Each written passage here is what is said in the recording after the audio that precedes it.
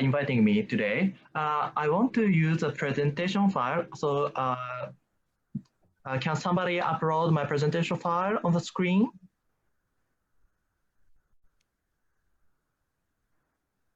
Yeah, thank you very much. So I will start. So today I will try to answer the questions by the ambassador. And basically, I will explain 3 points. First, Japan's experience for economic growth by connectivity. And second, Japan's contribution in Indian northeastern region and Myanmar. Third, some recommendations for India and Myanmar. So let's go on to the next page. Japan has been growing rapidly in the 1960s, 70s, and 80s. The growth rate was around 10% on average in 60s.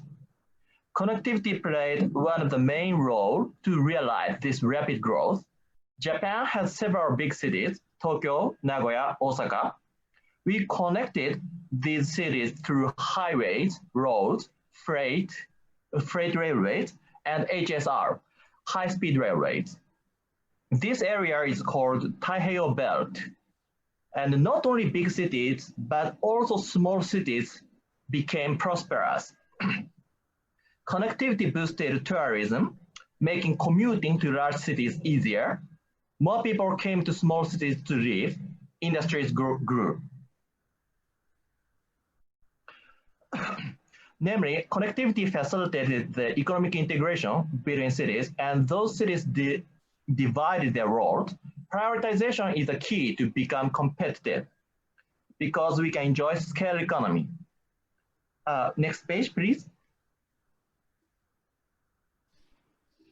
There are several connectivity projects between Northeast region in India and Myanmar, including BCIM, trilateral highways, etc. These projects will boost the economy. In order to take advantage of the scale economy, each state in NER in India and Myanmar must be connected to other areas. To take an example, Japanese automobile company Honda built a factory in Bangladesh in November 2018. They started to exchange parts between Manesar factory and Bangladesh factory. It is a division of role and prioritization between these factories. That is why they can make the cost cheaper than before.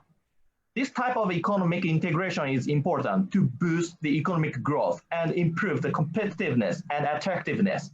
Next page, please.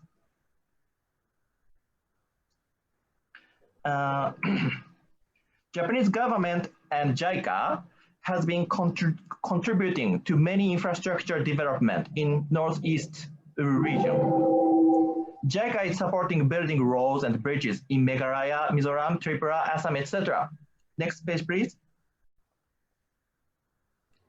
In Myanmar also, Japanese government and JICA is supporting many connectivity projects, including building roads, railways, bridges, ports, etc. Next page, please.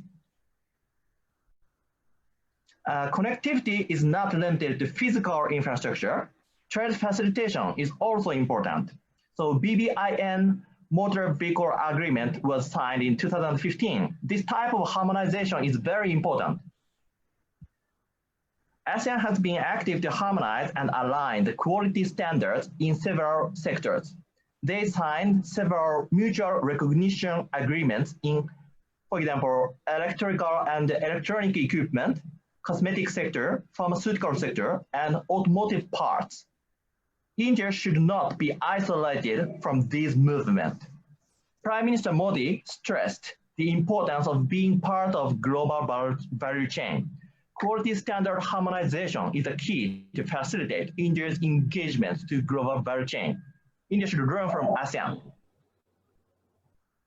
Let's think about why Bangladesh is growing so fast these days, especially in apparel and textile sectors. I can point out 2 reasons. First, Bangladesh has an FTA with large market, including EU.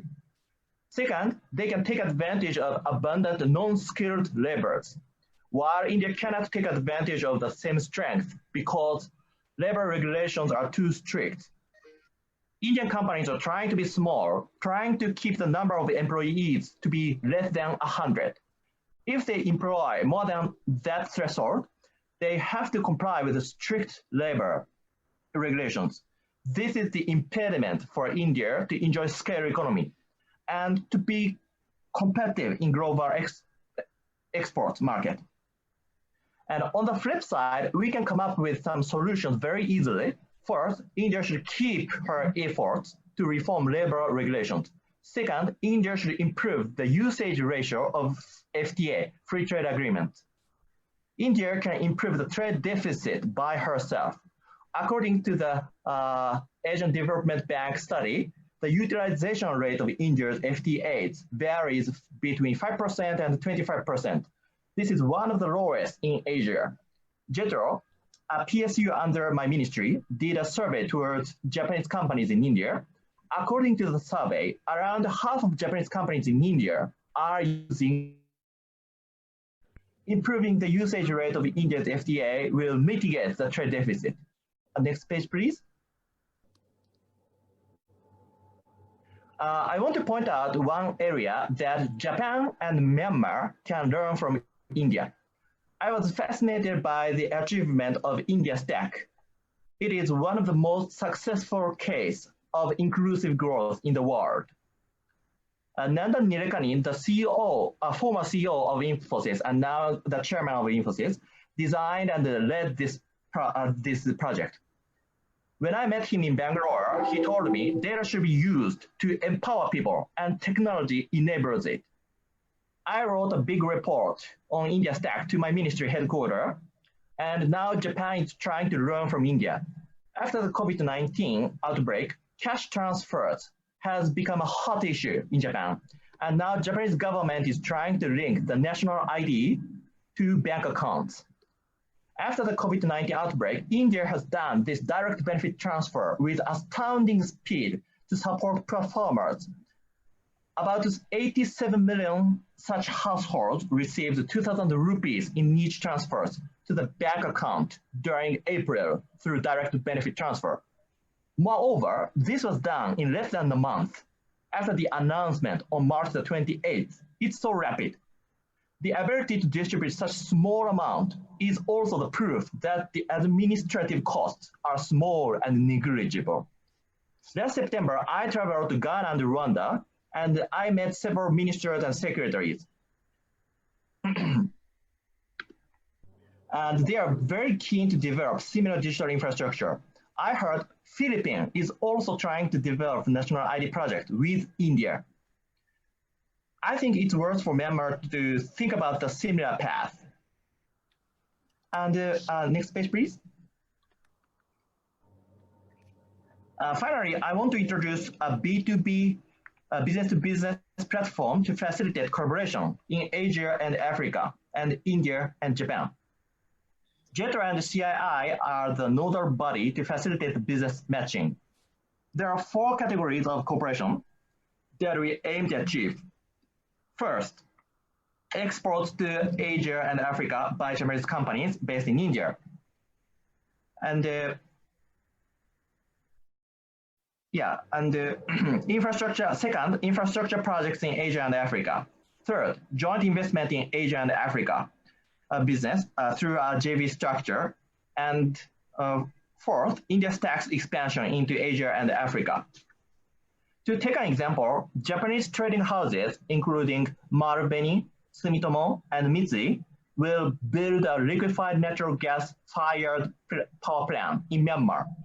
This is a $2 billion deal, so one of the biggest investments by Japanese companies in the Southeast Asian countries. Indian companies like ONGC and GAIL also have a presence in oil and gas sector in Myanmar, including offshore gas development projects. Actually, I have no concrete idea immediately, but we have the potential to collaborate between these Japan, Myanmar, India countries. So we want to facilitate this type of projects. So that's all. Thank you very much for listening.